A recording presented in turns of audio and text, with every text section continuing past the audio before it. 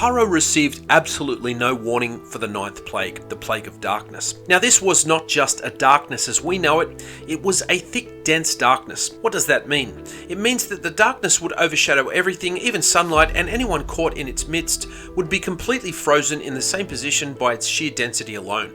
It hit early in the morning when Moshe Rabbeinu stretched out his staff and prayed. Then a dense and dark cloud mass hovered over Mitzrayim and a black mist descended all over the land. The mist was as solid as a coin or a wall and totally blocked out the sun. The Mitzrites caused the Hebrews to balance lit lamps on their heads to provide illumination for their evening meals. If the lamps fell, there was a real danger that the flame might ignite their beards and the hot oil would burn their skin. They would also imprison the Hebrews in small cells for days on end in total darkness. Now the occupants of Mitzrayim would be imprisoned wherever they stood or sat, unable to move, while the land of Goshen was completely unaffected. The Hebrews could also move around freely wherever they chose and used this time as an opportunity to reacquire any stolen goods and articles that stayed hidden in Mitzrite homes. Light allows the ability to make clear distinctions, whereas darkness does not. Many Hebrews, while they enjoyed their current reprieve of harshness and witnessed the vengeance of Hashem, did not clearly distinguish their sovereignty to him, even despite all the miracles they were witnessing. According to the sages,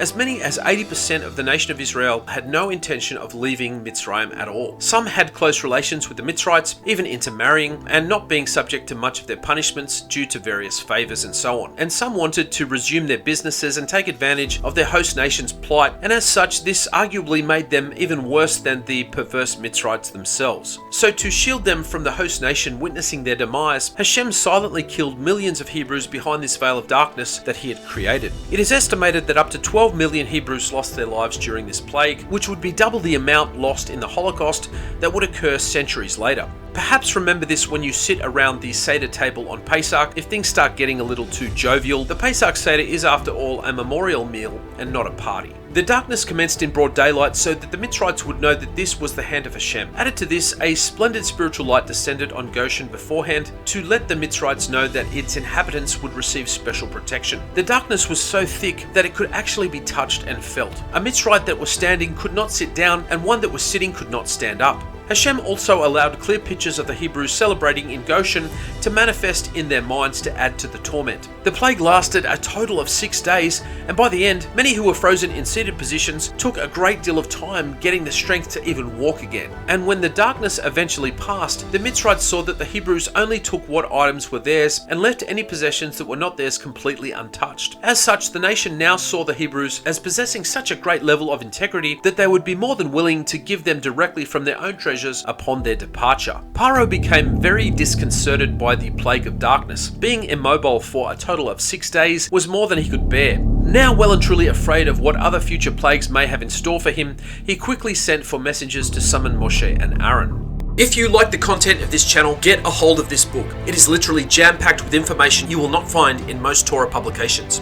Its pages include topics like the fable of the money-hungry Jew, the lie that propelled the Holocaust, the real root of anti-Semitism, rightly dividing Mashiach, which contains startling truths about the Messiah you will not read anywhere else, Judaism in the New Testament, updated information about the creation of the Golem and the false Messiah, the commandment to wage war, the truth about the Shield of David, a compendium of all the false teachings in the Messianic movement to help you navigate what is truth, biblical capital punishment, and why you should be frightened of sinning, the significance of the land of Israel, the obligations of the student, the eye in the triangle, sanctified sex, how to think like a Jew, and much, much more. There is also an updated chapter 1, and along with all the other chapters, has hundreds of footnotes and references.